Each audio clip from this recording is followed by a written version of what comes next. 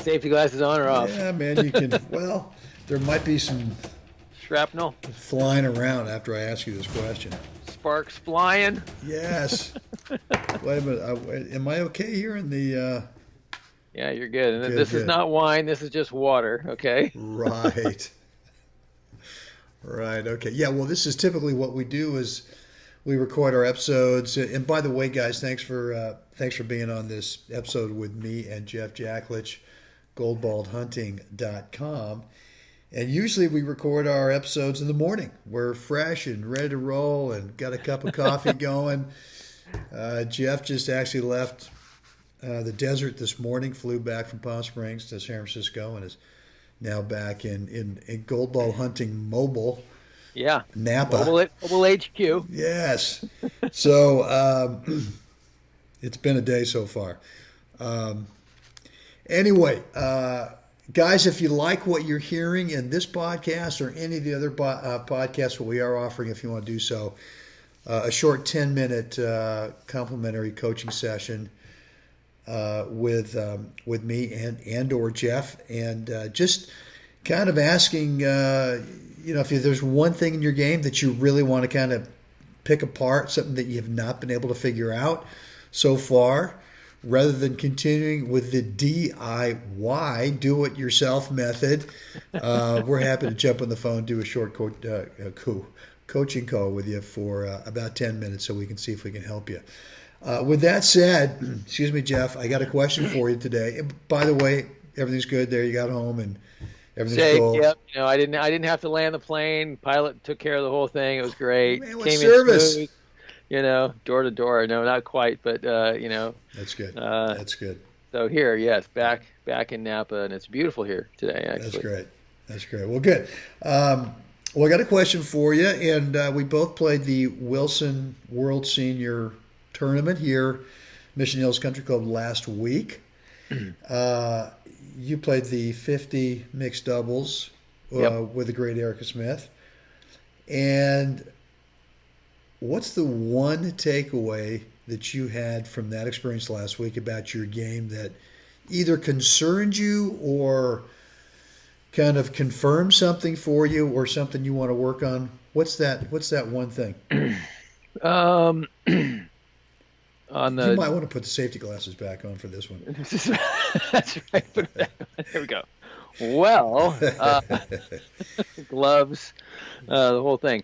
I think for me, the serve from a all around. How did I perform the whole week? From a baseline, the week went like this.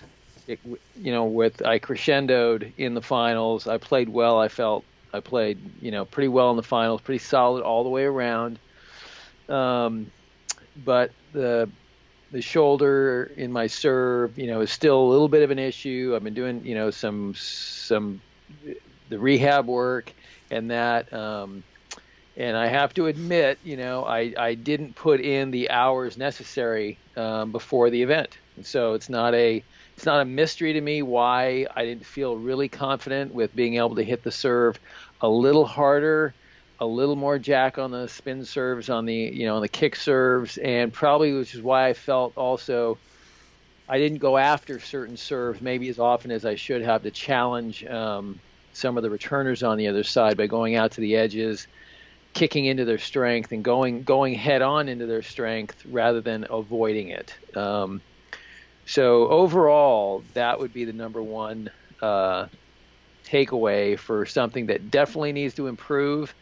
I admit it freely. I didn't do the prep work I should have. And I could say that even on all the fronts, I got some work in, but not as much as it really takes to, finish strong across the finish line, to really be able to, run through the finish line, So I definitely could have done a little more court work and cardio work. Definitely could have, hit a few more balls. It was a little bit of a challenge, though, with the month of January here in Napa, the rain, the weather. So that presented a little bit of a challenge on that one front. But I kind of put that as a sub, as the hitting to me at this stage in my career to me is not quite as important as the physicality of feeling like I can walk out there strong on the court. When I feel physically strong, timing, movement, all those things seem to fall into place a little better, even though maybe I haven't been able to hit as much. There's less, let's say there's less of a decrease in quality if I've done the work on the other end. But this time it was a little bit like this on both, kind of mediocre on both for a whole host of reasons. But that's just the challenge of, in that kind of an event, even the best you can't just waltz out there and expect to win a gold ball. I mean, it's not going to happen, and I certainly didn't go in there with that kind of attitude for sure. Every match had its challenges, and we had to overcome some rough starts, and then we smoothed out. But like I said, every match all week went like this, and then definitely, the finals was definitely I felt was a good match. Yeah, well, I watched all your matches, and I think you guys got a bye. What, you played a total of 3 matches, right? Four matches. Okay. Four matches, oh, that's right. I didn't see the first one. Right. Which that one. That would not have given me an indicator how you were playing anyway. No. I mean, that was a team that you guys are going to beat 100 out of 100 times. Right. Anyway, and before I forget, guys, again, I just want to make sure that if you do love the stuff that Jeff and I are doing, and you want a quick little 10-minute free coaching call with us, we are happy to do that. You just got to come to the coaching call with the one thing that you really got to get figured out right now, something that you have not been able to figure out in your game. Best way an open mind. Yeah. you got to be able to hear, in any kind of coaching, whether it's face to face, one-on-one, over a phone call, whatever. You got to be ready to hear something that maybe you don't quite understand, or might be a little bit out of the box. Well, and it might be too that we are not your club pro, where not that we're offensive guys, not that we're rude guys, but that I think there's always that little hesitation. Teaching pros sometimes don't want to kind of ruffle the feathers by bringing a real dose of reality. Right, reality check. And because they want that person to come back next week for that Thursday from 10 to 11. We don't really have that issue. So you may be getting more of a dose of reality from us than anyway. But if you want to sign up for that, just you can shoot us an email. Let us know at goldballhunting.com, and we'll get that free call set up. But my response to you saying about your serve is, and freely admitting that you did not put the time in for whatever reason to get ready, is for sure. And you are in the hunt for the gold ball. You are definitely on the gold ball hunting range, I guess. Lack of a better term. Come on, man. It's 4:45 in the afternoon. I've seen them. Yeah. I've helped box. Yes. Although it wasn't mine, but right. So I've smelled it. So I think that the most important thing with that is that you absolutely have to do the work, even if you get to the finals. And getting the finals would be easy to say, hey, we're playing a solid team. We're playing a guy who's good. Maybe he played in the tour before. We're playing a gal who's good. Both those guys have got multiple, a bunch of gold balls to their credit. But it's not good enough when you're gold ball hunting to show up and kind of go, I'm going to be okay with just a silver. You're absolutely right. The physicality of that, where you get the finals, you play 4 matches, even if, the first one wasn't tough. The second one, you guys started off slow, lost that first set, and then got organized 1-2-1, and then that semis. You guys played tough in that. And I thought we played a good, solid, consistent match. I don't think we played as well as we did in the finals, but we did play. The bar was raised, and we just played good, solid. I like to call it journeyman ball. First serves, first volleys. A lot of good, solid, low returns, and staying very, like I said, journeyman ball. So there was not a lot of flash, not a lot of, entertainment value from that kind of standpoint. But like I said, just good Well, journeyman and to ball, me, that's the right thing. exactly where the rubber meets the road in terms of the gold ball, is that it's not entertainment value. It Right. has nothing to do with that. It has everything to do with digging deep in the trenches, getting muddy, getting dirty, getting bloody, getting bruised. And you can only do that, I believe, if you've put in way more hours than you ever Then you had think you before. need. Yeah. Then you And think all you of a need. sudden, and as you go through the practice and all the stuff, and you're out there on court 10, no one's around, it's cold, it's windy, it's foggy, it's whatever. But and even if you feel like you're not getting any benefit out of that day, and my experience has been that it just seems like those days when I go out there and I really don't want to be out there doing it, or I'm halfway through it and I'm just going, this sucks. Right. The weather Right. sucks. Something's going on. The guy over there in the pickleball court screaming and yelling. I don't know, but you know what I mean. Where that effort that you put in Right. eventually shows up, and Right. Yeah, it does. It does. Without a doubt, it does, and it doesn't. You may not feel like it that day. You may not. It may not feel like this today's going to be your best day. There may be some other distractions showing up, but when you put the work in and you finally get the match going, most of the time, most of the time you settle in and you just start to perform and you do your thing. You're not caught up in the technicality of hitting the ball. You're just moving athletically within the framework of how do you hit a ball, and things tend to move in the right direction when you've done the work up front. And the other side of the coin, I'd say too, this time of year, especially West Coast, rain, wind, unsettled weather. We can have a beautiful day like today, and then 3 days of rain. We're supposed to get some rain tonight, and then tomorrow's supposed to be kind of clear. So it can kind of be this weird kind of. It doesn't always feel like, wow, today's a beautiful day to be on the court, right? It's not always that way. And some days you just can't get on the court because of the weather, right? And so I think on those days, if you can at least discipline yourself to do something, get to the gym and sit on the bike, literally 20 minutes, and not 20 minutes at your highest level, but 20 minutes doing scales. So a minute at one level, and then the next minute another level, and just scaling up four levels, and then back down again, and just scaling, and do it for 20 minutes.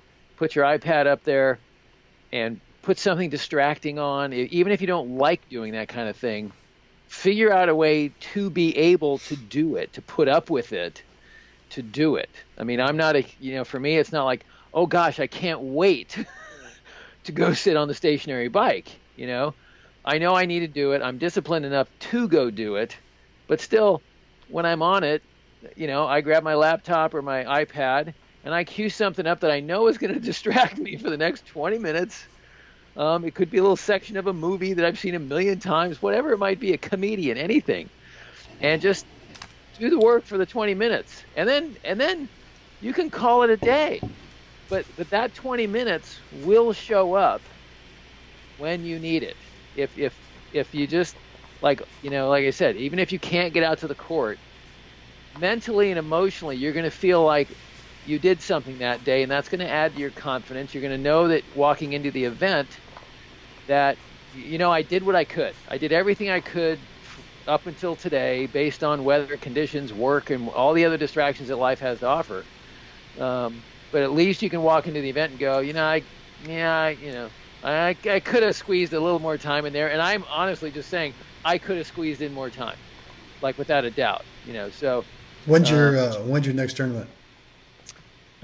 I don't know. Actually, well, Berkeley? there might no, because I'll be in Michigan by then. That's right. So I won't be playing Berkeley or Marin this year. If there's some smaller senior events in NorCal before the end of April, I think I might. I'm feeling like I want to get out and swing the bat, and do it. And then midsummer, or actually September, beginning of September would be the 55 National Grass Courts in Michigan. So that would be the next gold ball hunt for me. Will be that event. I know the next actual Cat 1 in the 55s is the indoors in Boise. Yeah. But that's the first or second week of May, and so I will already be in Michigan, so I can't do that yet. Wow, it's that far off. Okay, I thought it was sooner. I thought Boise was a little bit sooner.